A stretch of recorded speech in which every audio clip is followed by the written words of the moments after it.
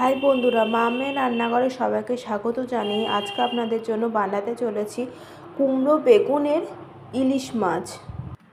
কড়াইতে দিয়ে দিচ্ছি সর্ষের তেল,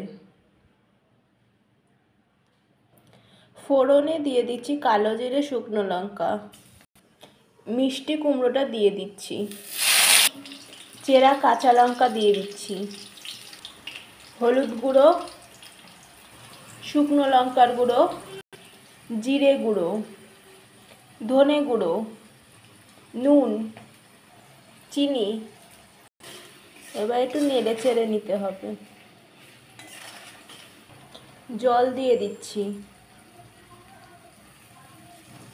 নুন হলুদ দিয়ে ইলিশ মাছ মাখাটা দিয়ে দিচ্ছি কড়াইতে।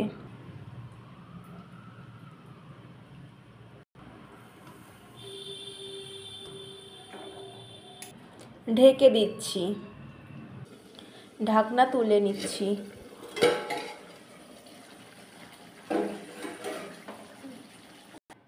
ভেজে রাখা বেগুনগুলো কড়াইতে দিয়ে দিচ্ছি।